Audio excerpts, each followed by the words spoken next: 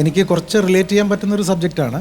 അതായത് മകൾ വന്നതൊന്നുമല്ല, അതായത് ഈ പറഞ്ഞ ഈ ആശയങ്ങൾ മുൻപേ ചെയ്തു പോയ ഒരു സംവിധായകൻ്റെ കഥയാണല്ലോ പറഞ്ഞത്.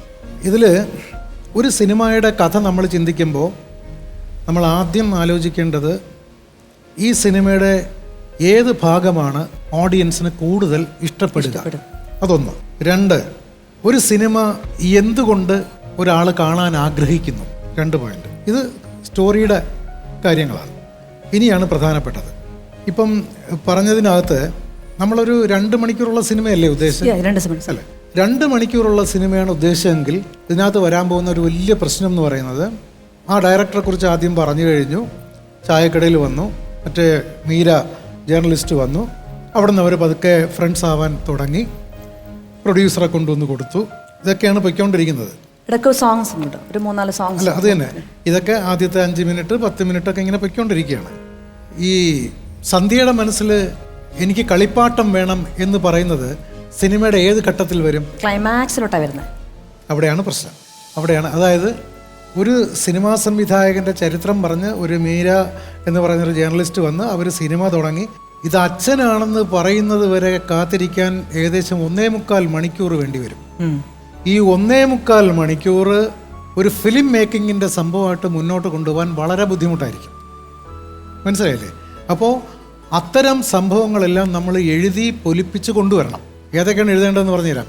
ഇപ്പം ഒരു പാട്ടിൽ കൂടി അവർ സുഹൃത്തുക്കളായി എന്ന് പറഞ്ഞാൽ ദാറ്റ് ഈസ് സിമ്പിൾ. പക്ഷേ ആ പാട്ടിൽ എന്താണ് കാണിക്കുന്നത് എന്നുള്ളതാണ് ഏറ്റവും പ്രധാനപ്പെട്ടത്. മോണ്ടാഷ് എന്ന് പറയും. പാട്ടിൽ കൂടി വിഷ്വൽസ് അവതരിപ്പിക്കുന്നതിനാണ് മോണ്ടാഷ് എന്ന് പറയുന്നത്. ഇപ്പോൾ എൻ്റെ സിനിമകളിൽ ഇത് സ്ഥിരമാണ്. ഇപ്പോൾ ആവണി പൊന്നൂഞ്ഞാൽ അതൊക്കെ മോണ്ടാഷാണ്. മഴവിൽ കൊടിയിൽ എന്ന് പറയുന്ന ആ പാട്ടും മോണ്ടാഷ്. അങ്ങനെ മോണ്ടാഷിൽ കൂടിയാണ് അത് അവതരിപ്പിക്കുന്നത്. അപ്പോൾ മോണ്ടാഷിൽ കൂടി നമ്മൾ കഥ പറയുമ്പോൾ ശ്രദ്ധിക്കേണ്ട ഒരു കാര്യം എന്ന് പറഞ്ഞാൽ ഇൻട്രസ്റ്റിംഗ് ആയിരിക്കും. അപ്പം സന്ധ്യ ആദ്യം ചിന്തിക്കേണ്ടത് ഈ കഥയുടെ ഏത് ഭാഗമാണ് ജനം കൂടുതൽ ഇഷ്ടപ്പെടാൻ താല്പര്യം, കൂടുതൽ ഇഷ്ടപ്പെടാൻ പോകുന്നത്, അല്ലെങ്കിൽ ഇഷ്ടപ്പെടേണ്ടത്.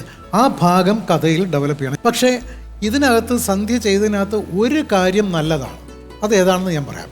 ഇത്രയും ഈ കുട്ടി ഓടി നടന്നെല്ലാം ചെയ്തിട്ട്, അച്ഛൻ നിനക്ക് ഞാൻ എന്താ തരേണ്ടത് മോളെ, കാരണം ഇത്രയും എന്നെ ഈ ലെവലിൽ എത്തിച്ച നിനക്ക് ഞാനൊരു വലിയ സമ്മാനം തന്നെ തരണം എന്ന് പറയുമ്പോൾ ആ കുട്ടി പറയുന്ന എനിക്കൊരു കളിപ്പാട്ടം തന്നാൽ മതി എന്ന് പറയുന്ന ആ പ്രയോഗവും എനിക്കിഷ്ടപ്പെട്ടു. അവിടെ അത് റിവീൽ ചെയ്യുന്നതും എനിക്കിഷ്ടപ്പെട്ടു. That is very beautiful situation. ഒരു സംശയം, അത് മാത്രം പോരാ എന്നുള്ളതാണ് എൻ്റെ അഭിപ്രായം. ഈ എനിക്ക് കളിപ്പാട്ടം മതി എന്ന് പറയുന്ന ആ മുഹൂർത്തത്തിൽ എത്തിക്കാൻ അതിനേക്കാൾ മനോഹരങ്ങളായ സിറ്റുവേഷൻസ് ഉണ്ടാക്കണം. ഇത്രയും എനിക്ക് പറയാം. ശ്വേതാജി, സോ പ്രൗഡ് ഓഫ് യു. ഏറ്റവും ഇഷ്ടപ്പെട്ടത്, ഞാൻ ഒന്ന് നിന്നിട്ടൊന്ന് പറയട്ടെ, ആക്ട് ചെയ്യട്ടെ.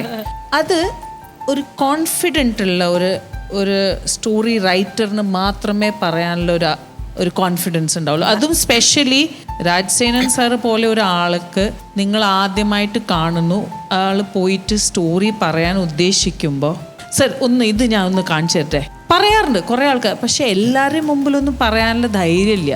മനസ്സിലായോ? That was A fantastic thing. All the best. Super. അപ്പോൾ എന്തായാലും സർ, നമുക്ക് ഹിഡൻ മാർക്കാണ് വേണ്ടത്.